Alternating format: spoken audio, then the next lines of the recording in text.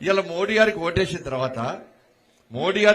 తర్వాత ఈ ప్రాంతానికి నేను ఎంపీ గెలిచిన తర్వాత నేను తీసుకొచ్చిన నిధులు ఒకసారి చెప్పినాక అన్ని విషయాలు చెప్తాను. ఇది మంచి వినాలి. ఇది ఇలా ఏమేం చేసిండ్రు ఏమేం చేస్తామనేది ఈ చొప్పదండి అసెంబ్లీ నియోజకవర్గానికి సంబంధించి మీరు పోయినసారి ఓటేసి గెలిపించినాక సెంట్రల్ రోడ్ ఫండ్ సిఆర్ఎఫ్ పైసలు NH 63 రంగపేట రోడ్కు 15 కోట్ల రూపాయలు తీసుకొచ్చినాకనండి ఈ అసెంబ్లీకి.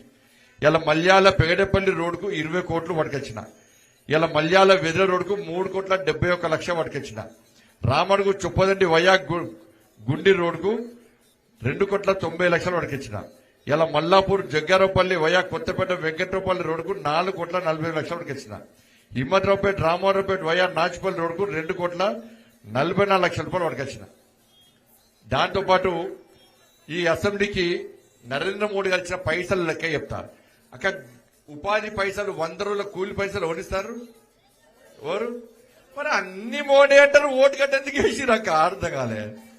చెప్పేదంతా మోడీ అంటారు, ఓటు మాత్రం కట్టేస్తుంది. అవునా కదా? ఇతర ఎత్తన గ్యారంటీ.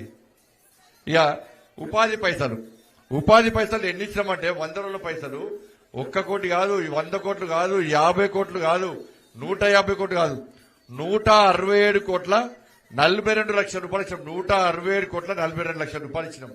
ఇలా రోడ్ల మెటీరియల్ కంపోనెంట్ కోసము 72,91,00,000 రూపాయలు ఇచ్చినాం. చెట్లు పెంచడానికి 88,52,00,000 రూపాయలు ఇచ్చినాం. ఇలా రోడ్ల కోసం, మోర్ల కోసం, లైట్ల కోసం, కమ్యూనిటీల భూమి కోసం, శ్మశాన వైటికల కోసం, వాటికల కోసం 14వ 15వ ఆర్థిక సంఘ నిధులు 122,07,00,000 రూపాయలు ఇచ్చినాం. మరి చెత్త సేకరణ ట్రై సైకిళ్ల కోసం 30,08,00,000 రూపాయలు ఇచ్చినాం. బాత్రూంల పైసలు కట్టుకోవడానికి 17,06,00,000 రూపాయలు ఇచ్చినాం.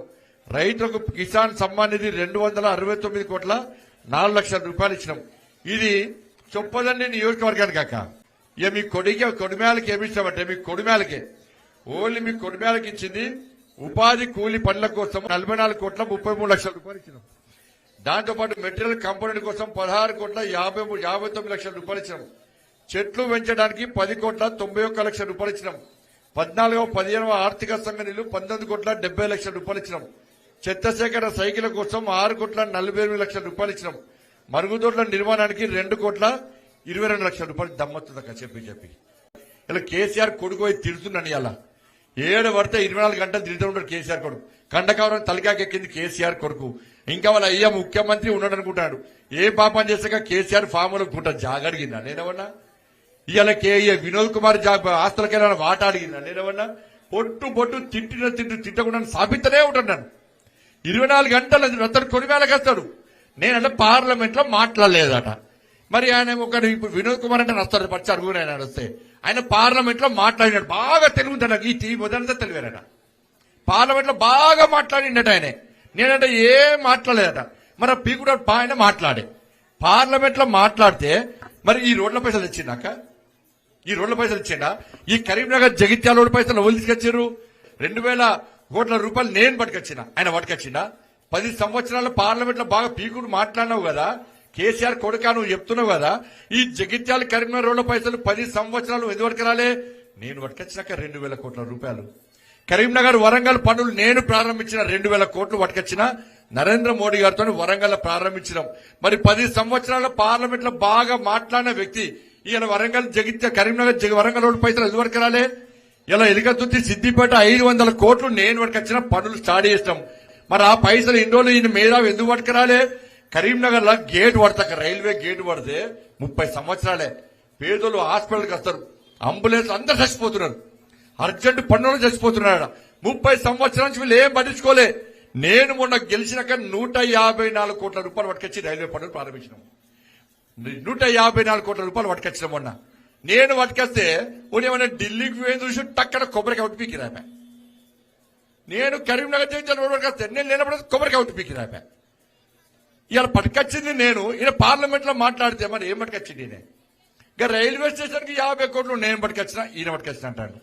219 కోట్లు రోడ్ల కోసం పట్టుకొచ్చిన, ఇవాళ ఎందుకు పట్టుకురాలే? ఇవాళ గిన్ని పైసలు నేను పట్టుకొస్తే బండి సంజయ్ పార్లమెంట్ లో మాట్లాడలే, నేను పార్లమెంట్ పోలేదట. కళ్ళు దుబ్బినే వాళ్లకు కర్ణాటకలో ఓట్లు వేసి గిట్నే 6 గ్యారెంట్లకు ఓట్లు వేసి కర్ణాటకలో ఆడోళ్ళు మొత్తం రోడ్డు మీకు వచ్చి లొల్లి పెడతారు. ఏమే సంవత్సరం ఆమెకు 6 గ్యారెంట్ల కోసం ఓటేస్తే సంవత్సరమే అటే వీక్తిరని చెప్తే ఇలా 20 మొత్తం సీట్లని బీజేపీ గెలుస్తుంది.